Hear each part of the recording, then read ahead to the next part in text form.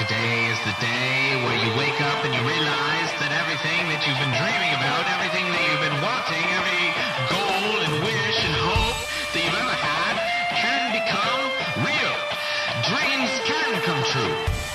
What you manifest in your mind, you can bring to reality.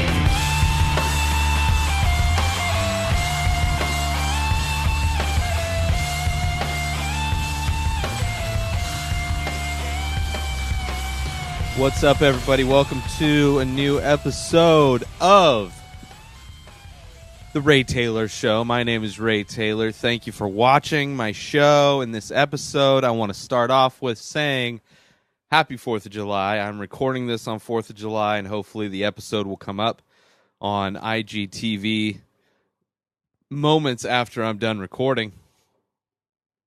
But on today's episode, I'm talking about a movie I watched today, came out today. The First Purge is the movie I went and saw today. I'm pretty sure it's called The First Purge. Let me double check real quick. I've been watching the Purge movies, knowing this one's coming out. Yeah, The First Purge. So knowing this one was coming out, I revisited. I'd seen the very first Purge movie, rented it, Redbox. Fuck, man. I don't know. Whenever that came out, whenever that was available to rent on Redbox.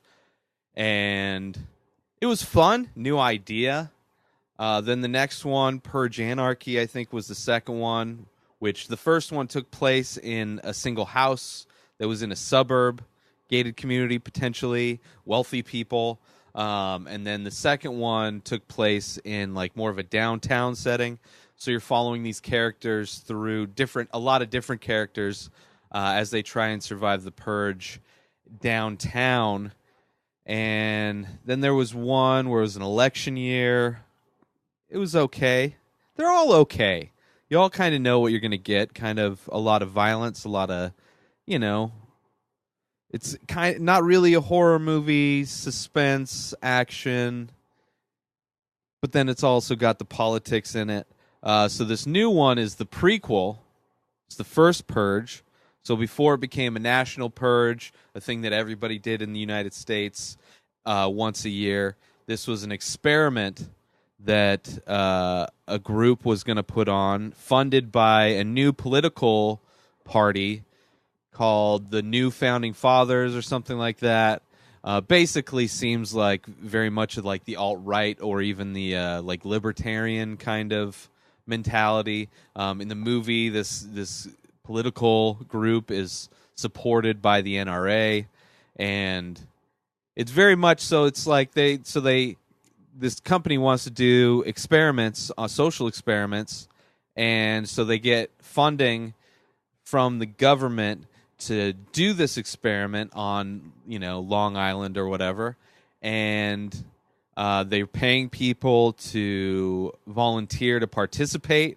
Basically, what they say they're paying you to do is to just stay home on the island. You have to put these contacts in that are like surveillance contacts where they, transfers the video, shoots the video, so rich people can, watch. It's kind of a theme that was in another movie recently, Hotel Artemis. One of the side stories is that an assassin is recording the killing of one of the big bosses and wants to watch it happen so he can I believe it was specifically stated that he wants to masturbate to it or not. I don't know. So yeah, and then so you're supposed to stay home, put these contacts in, and if you want to participate, you get paid more. The more you do, the more you're paid. So it does encourage people to be more violent and do these things. So they start the purge. I'm kind of spoiling this movie for those that don't know. Not that it's a real, important movie for people to see. It is very poignant. You definitely, if you're not a fan, if you're like me, and you're not, I understand some people like to use guns for hunting. I understand that, there's something in our Constitution that could be construed to say that you should be able to stockpile weapons. My thing is, that should be heavily regulated. Not everybody should be able to get a gun. You should have to prove your ability to use a gun and able to get a gun, just like to be able to drive a car. You just not just go into a gun show and leave with whatever the fuck you leave with. And then also just the culture that we're living in, especially with the current president, it seems very poignant. In a way, if Trump was like in the pocket of the NRA specifically, instead of just wanting to make a shitload of money for him and his friends. All of that said, the First Purge is awesome. It sets up the franchise. Since everything has a franchise or a universe, it's all very important to everything that's going on. I'm trying to see the names. I want to say it is the same actor that played the Black Panther. However, if I'm wrong, that could be construed as me being racist, which I would disagree with. Elon Noel is the actor I'm thinking of, and I am racist. It is confirmed. It is a different black man. Apologies. But he kind of has that same look. I don't know the name of the actor that played Black Panther. I'm not going to look it up.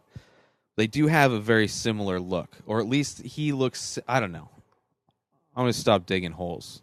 It was great, though. It turned him, he became, so it's like this government, the government tries to basically fudge this experiment. They're trying to produce a specific outcome so that the purge can happen nationally. And they release, it looks like they released some people from mental institutions. They sent out private military groups like Blackwater to start, to be provocateurs and start shit. And then, a local gangster who survives almost being taken over during the time becomes the hero of the story. And it kind of is similar to Anarchy, where you do follow some characters as they are in like more of an urban or lower income area. I would still say the Anarchy movie is the best, most entertaining. This one's good. It's interesting.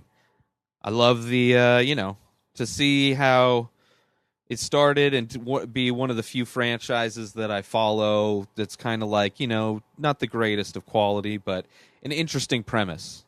And it's done by Blumhouse and all that. So, yeah. So if you're looking forward to it, if you watch the other Purge movies, can't go wrong with this one. It's not the greatest, but very interesting premise. Very interesting. So that's it. That's it for this episode of the Ray Taylor Show. As I discussed Purge, the first Purge. You can follow me on Twitter and, of course, on Instagram, where you're watching this, at Ray Taylor. Go to my website, inspireddisorder.com. That's where you can see all my artwork that I post every day on Instagram.